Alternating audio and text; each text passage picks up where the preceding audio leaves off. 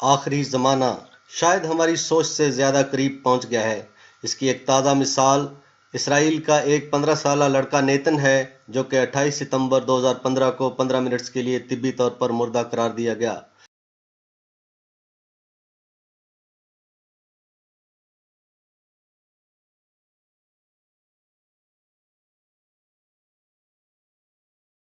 اور 28 ستمبر 2015 اس دور کے چوتھے بلڈ مون کا پہلا دن تھا۔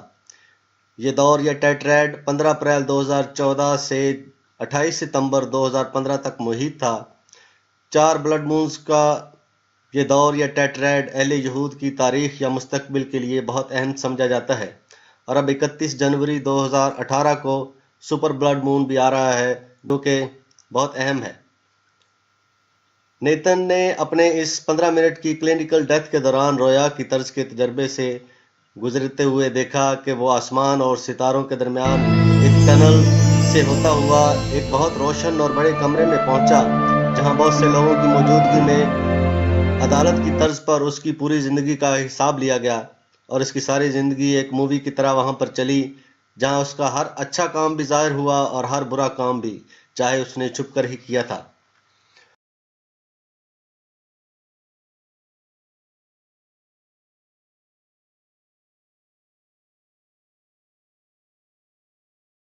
اپنے اس سفر کے دوران اس نے بہت سی اہم باتیں دیکھی جو کہ مستقبل قریب میں ہونے والی ہیں، جیسا کہ تیسری عالمی جنگ، جہاں اس کے بقول لاکھوں بلکہ کروڑوں لوگ ہلاک ہو جائیں گے۔ اس نے دیکھا کہ تمام قومیں پہلے آپس میں لڑیں گی، لیکن بعد ازاں مل کر اسرائیل کے خلاف جنگ کریں گی، اور یہ وقت اسرائیل کے لیے اچھا نہیں ہوگا۔ اور جب اس سے پوچھا گیا کہ یہ سب کب ہوگا، تو اس نے کہا کہ یہ جنگ دراصل پہلے ہی شروع ہو چکی ہے، لیکن ایک بڑے حادثے کے نتیجے میں اچانک عام جنگ شروع ہو جائے گی، اور سب سمجھ جائیں گے کہ تیسری عالمی جنگ شروع ہو گئی ہے۔ جنوری 2016 کے اس انٹرویو میں اس نے بتایا کہ معاملہ اب صرف کچھ مہینوں کا ہے۔ بعض لوگ شاید کہیں کہ یہ کوئی عام سا خواب ہے، لیکن اس کا وقت اور اس میں موجود پیغام ظاہر کرتا ہے کہ اللہ تعالیٰ اہل یہود کی پرواہ کرتا ہے اور ان کو خبردار کر رہا ہے اور توبہ کی طرف بلا رہا ہے کہ آفت آنے والی ہے، اور ابھی بھی جو کوشش کرے گا وہ بچائے، اور کسی قسم کی بدی یا گناہ نہ کریں اور صلہ رحمی کریں۔ لیکن جو یہ کام نہیں کریں گے وہ مشکل میں ہوں گے، چاہے وہ کہیں بھی ہوں، اور گوئم بھی بچائے جائیں گے جو نوح علیہ السلام کے ساتھ قوانین پر عمل کرنے والے ہوں گے۔ گوئم لفظ غیر یہود کے لیے عام اور کرسچنز کے لیے خاص طور پر بولا جاتا ہے۔ یہ سب باتیں اپنے اندر بہت اہم پیغام لیے ہوئے ہیں، جو بظاہر کسی مذہب کے خلاف نہیں، اور اس میں نیتن کا کوئی ذاتی فائدہ بھی نہیں، اس لیے ہم اس کو سنجیدگی سے لے رہے ہیں۔ اس کے سفر میں ایک اہم بات یہ تھی کہ اس نے مسیح کو جنگ کے دوران ہی ظاہر ہوتے دیکھا، اور یہی بات اس ویڈیو کا بنیادی نقطہ ہے۔ نیتن نے مسیح کے بارے میں بتایا کہ میں نے واضح طور پر دیکھا مسیح کو، جو کہ بنیادی طور پر ایسا شخص ہے جس نے کوئی گناہ نہیں کیا، جو کہ معصوم ہے اور جس نے بہت زیادہ استغفار کیا ہے اور کسی ٹرانسگریشن یا بدی کا ارتکاب نہیں کیا۔ وہ شخص مسیح نہیں ہو سکتا جس نے بدی کی ہو یا ٹرانسگریس کیا ہو۔ اس نے مزید بتایا کہ زیتون والی پہاڑی یا ماؤنٹ آف اولیوز تقسیم ہو جائے گی اور مسیح سب پر ظاہر ہو جائے گا، اور لوگ بہت حیرت کا اظہار کریں گے کہ واقعی یہی شخص مسیح ہے۔ نیتن نے یہ بھی بتایا کہ یاجوج یا گوگ یہ جنگ شروع کرے گا، اور یہ مسیح اس کے خلاف برسر پیکار ہوگا۔ نیتن سے جب پوچھا گیا کہ یاجوج یا گوگ کون ہے، تو اس نے بتایا کہ اوباما، جو اس وقت امریکہ کا صدر تھا، اس کو اس نے گوگ کے طور پر دیکھا۔ پھر جب حاضرین میں سے کسی نے پوچھا کہ آیا وہ اہل یہود کو مضبوط کرنے کے لیے ہر قسم کی تذلیل و تکلیف سے گزرے گا، تو اس نے کہا اس کا مجھے علم نہیں، مجھے صرف اتنا پتہ ہے کہ یہ وہ شخص ہے جس نے بہت استغفار کی ہے اور اس نے کوئی بدی یا زیادتی نہیں کی۔ وہ شخص مسیح نہیں ہو سکتا جس نے بدی یا ٹرانسگریس کیا ہو۔ مزید اس نے بتایا کہ وہ سیکولر ہے، اور یہ کہ یہ ایک ایسا شخص ہے جس کو ہم اچھی طرح سے جانتے ہیں، بہت سارے لوگ اس کو جانتے ہیں جیسا کہ مجھے لگا، لیکن ہر کوئی بہت حیران ہوگا کہ یہی شخص سب کا مسیح ہے۔ اب ان باتوں کو شاید ہم اس طرح سے مزید سمجھ سکیں۔ نمبر 1، وہ ایک معصوم آدمی ہے جس کا بہت سارا وقت عبادات اور استغفار میں گزرا ہے۔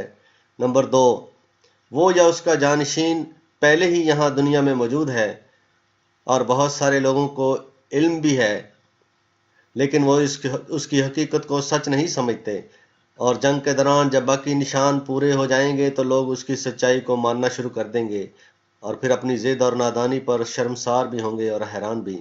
نمبر 3، وہ سیکولر ہے۔ انگریزی کا لفظ سیکولر ترجمے کے طور پر استعمال کیا گیا ہے، لیکن اصل میں یہ معلوم ہوتا ہے کہ وہ کسی ایک گروہ کا مسیح نہیں جیسا کہ بعض یہود سوچتے ہیں، بلکہ سانجہ ہے۔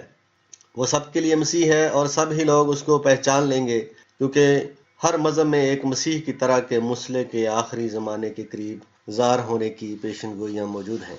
اس بار مسیح اہل یہود میں سے ہونا محال ہے، کیونکہ وہ پھر سب کا مسیح نہیں ہو سکتا، اور یقیناً اسی کی طرف نیتن نے سیکولر کہہ کر اشارہ کیا ہے۔ ہاں، پہلے جو عیسیٰ مسیح بن کر آئے تھے تو وہ اہل یہود میں سے انہی کے لیے مسیح تھے، جیسا کہ قرآن میں بھی ان کو رسولاً الی بنی اسرائیل کہا گیا ہے۔ مگر حقیقت یہ ہے کہ آخری زمانے میں آنے والا مسیح تب ہی سب کے لیے مسیح ہوگا جب وہ نبی آخر الزمان محمد رسول اللہ صلی اللہ علیہ وآلہ وسلم کی امت میں سے ہو، جنہوں نے لازم کیا ہے کہ ان کے ساتھ ساتھ تمام دیگر انبیاء کو ماننا بھی ضروری ہے۔ یہاں یہ بھی ایک قدرتی امر ہوگا کہ چونکہ وہ مسلمانوں میں سے آئے گا، لہٰذا مسلمان ہی اس کی مخالفت میں شدت دکھائیں تو یہ کوئی بعید نہیں، بالکل ایسے ہی جیسے اہل یہود نے خود اپنے مسیح یا عیسیٰ علیہ السلام کی مخالفت میں شدت دکھائی تھی۔ نمبر 4، وہ کوئی جنگجو یا سیاسی لیڈر نہیں جیسا کہ بعض لوگ سمجھتے ہیں۔ وہ صفات میں عیسیٰ ابن مریم جیسا ہے، جنہوں نے نہ کوئی تلوار چلائی نہ ہی سیاست کی، اور اہل یہود کی ان کو نہ ماننے کی ایک بڑی وجہ یہی تھی